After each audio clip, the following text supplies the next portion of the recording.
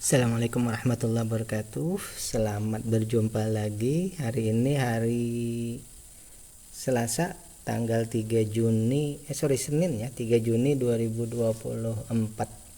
Kita akan kembali bersama-sama membuat resume fundamental saham dari laporan keuangan triwulan 1 2024. Ada dua yang akan kita bahas. Yang pertama Aces, yang kedua Semar ya. Aces itu adalah Ace Hardware Indonesia, sedangkan Semar adalah Sinarmas Agro Resources and Technology ya.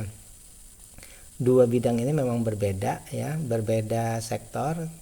Cuma kita pembahasannya hanya kebetulan saja dalam satu frame yang sama ya. Baik, analisa kita ini adalah bahan pemikiran tambahan, bukan perintah untuk melakukan aksi beli atau jual, karena setiap investor itu punya pemikiran dan cara masing-masing ya.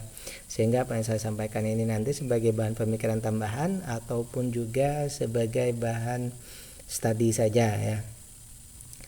Pembahasan kita nanti secara fundamental dan khususnya value investing ya. Yang pertama kita akan bahas Aces dulu. Namun sebelumnya, jika dirasa pembahasan kita ini bermanfaat, silahkan klik subscribe, like, dan share. Oke, yang pertama bahwa Ace Hardware Indonesia ini ya bergerak di bidang usaha perlengkapan rumah tangga dan gaya hidup ya. Ini biasanya paling sering kita temukan itu di tempat-tempat di mall-mall ya, ada di situ nanti ada stand ya yang milik dari Ace Hardware ya. Perlengkapan-perlengkapan cukup sangat banyak dan bervariasi dan memenuhi keperluan kita dalam baik di rumah ataupun di pekerjaan ya.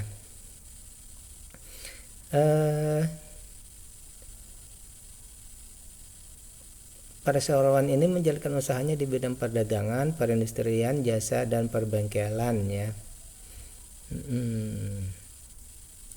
Merek dagangnya itu ada yang Ace, ada Crossbow, dan Chris ya.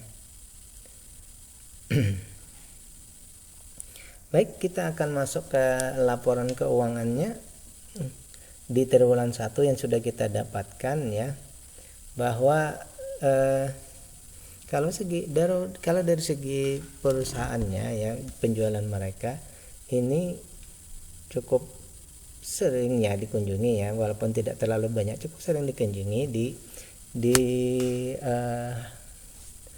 gerai-gerai mereka tadi ya. Yang pertama dulu kita lihat dari segi nilai perusahaan, bahwa nilai perusahaan itu harganya 370 per lembar saham ya, tetapi sekarang sudah dihargai oleh investor itu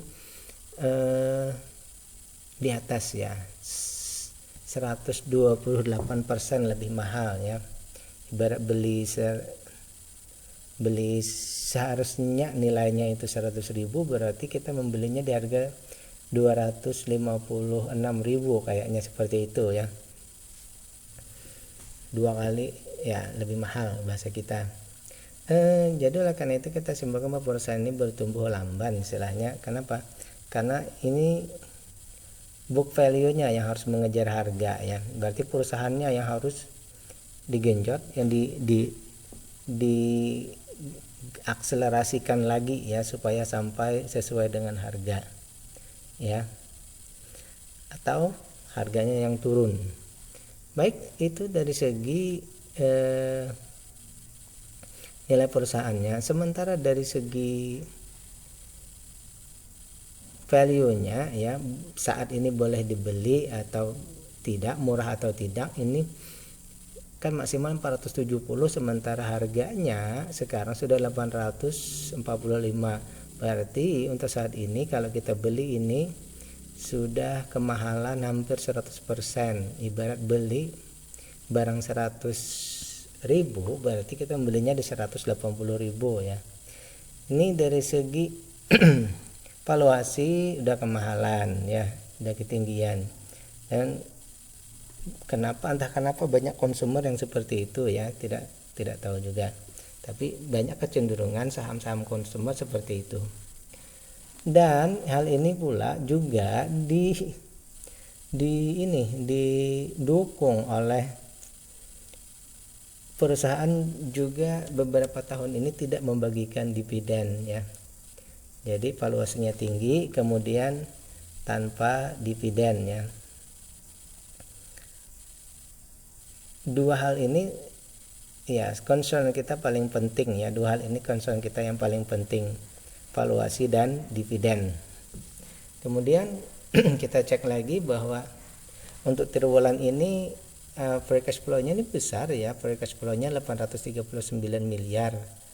Kalau yang disetahunkan itu sekitar Rp49 per lembar saham. Ada 13% sebenarnya ya. Ada 13% itu free cash flow-nya.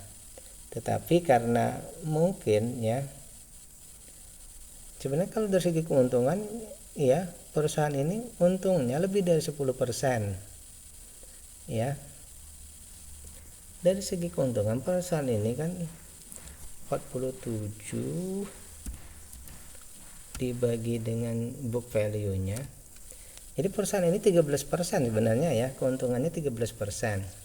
Tapi entah kenapa perusahaan ini ya tidak membagikan dividen. Coba kalau misal nih kita misal 30%, masih terlalu kecil juga ya. Oh sorry, karena bukan lihat dari, kalau dari segi book value dari perusahaannya tadi memang besar, tetapi kalau dibandingkan dengan harga sekarang ya, kalau dibandingkan dengan harga sekarang ini terlihat tentu saja dividen yield-nya sangat kecil ya. Oke, sorry. Ternyata dari segi dividen yield-nya itu yang kecil. Kalau misalnya dikasih DPR 40 tetap dividen yield-nya kecil ya. Dari segi kita membeli ini sangat tetap kecil. Baik, sekarang kita lihat dari segi hutang dulu ya. Dari segi ketahanan perusahaan, hutangnya berbunga hanya 1%, hutang tak berbunga itu 25%. Ini berarti sangat aman, perusahaan aman-aman, sehingga karena itulah kenapa aset lancarnya sampai 790% ya. Sangat besar. Nah kemudian untuk dari segi kekuasaan pengendali ini yang di KSEI hanya 41%, berarti ini betul-betul pengendali sudah betul-betul mereka memperhatikan hanya masalah perusahaan ya, bayangannya seperti itu ya, sehingga 40%-nya ini tidak terlalu masalah ya, karena yang 40%-nya ini betul-betul ya retail atau non marketnya yang trading, sementara pengendali tidak melakukan trading. Oleh karena itu dari kedua data ini yang kita dapatkan bahwa dari data ini bahwa kita mendapati dua unsur utama kita, valuasi dan dividen, ini belum memenuhi ya. Oleh karena itu saya akan selalu mengatakan ya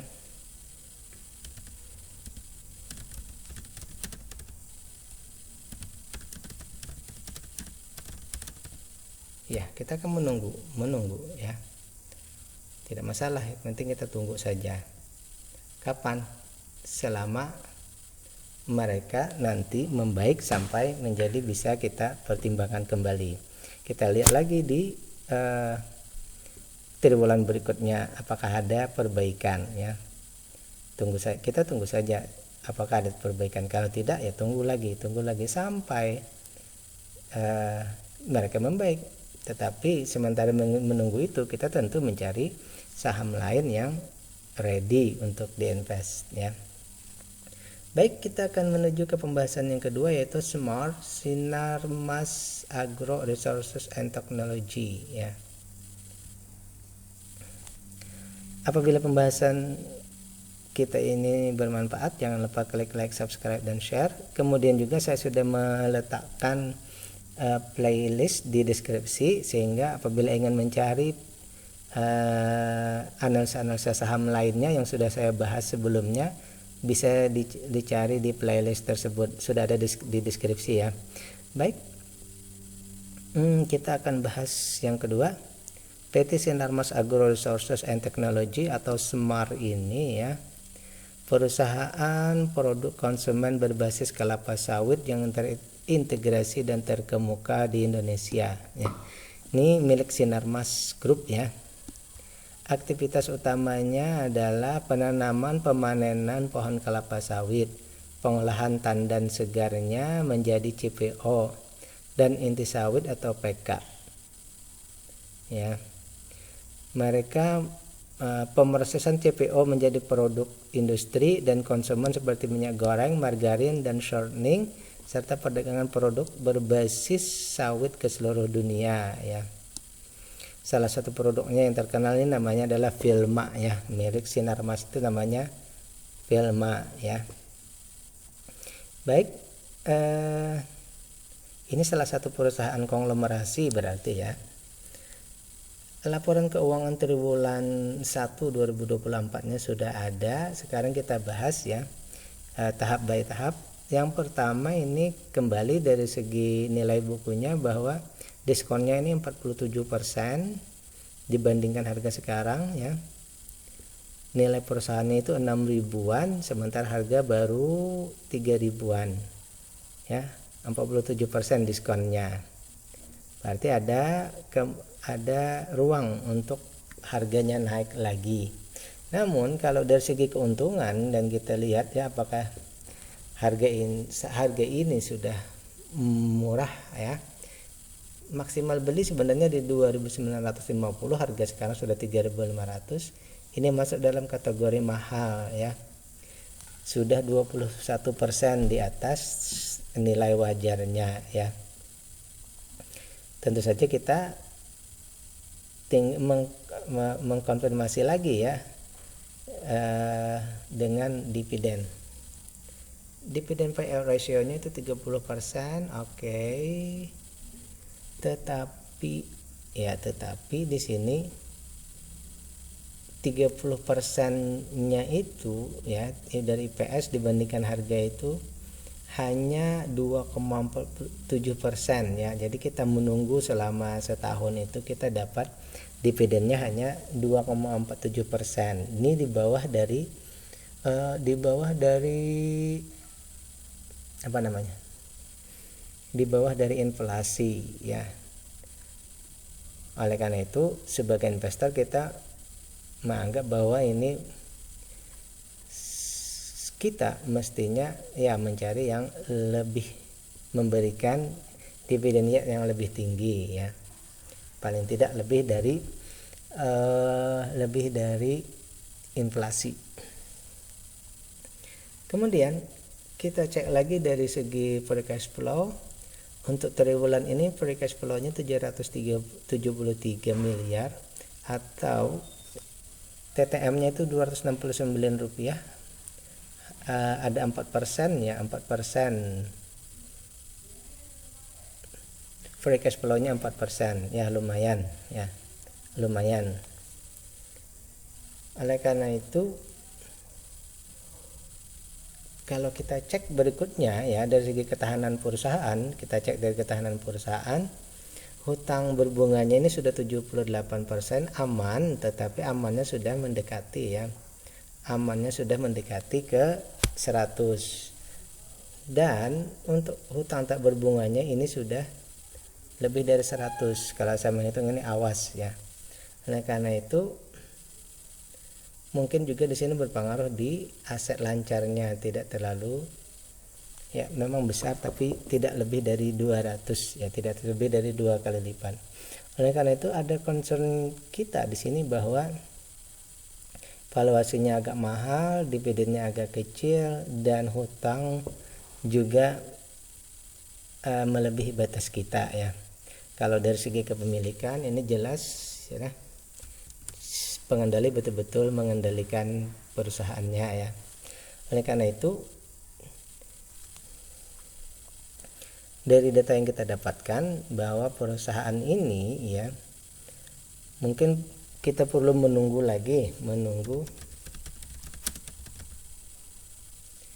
kinerja perusahaan membaik. Kinerjanya apa ya, ketiganya tadi, menunggu kinerjanya membaik. Yang mana yang tiga? Dengan kinerja yang membaik otomatis nanti ya valuasinya menjadi murah dulu, sehingga nanti free cash flow-nya mungkin makin besar dan dividennya akhirnya bisa menjadi lebih besar. Jadi dari dua perusahaan yang kita bahas di sini ya, dari dua perusahaan yang kita bahas di sini, yang pertama bahwa untuk Sinar Maslan ini yang paling concern besarnya itu adalah hutangnya yang sudah lebih dari batas kita ya. Yang kedua, kalau di Ace Hardware ini perusahaannya yang mungkin ya keuntungannya ini kalau dibandingkan harga sekarang ini jauh sangat kecil, dan bahkan ini mereka tidak membagikan dividennya ya. Baik, kedua perusahaan ini kesimpulan kita sama, menunggu kinerja membaik ya, menunggu valuasi dan dividen juga membaik. Oke, demikian pembahasan kita. Bila taufiq wal hidayah. Assalamualaikum warahmatullahi wabarakatuh.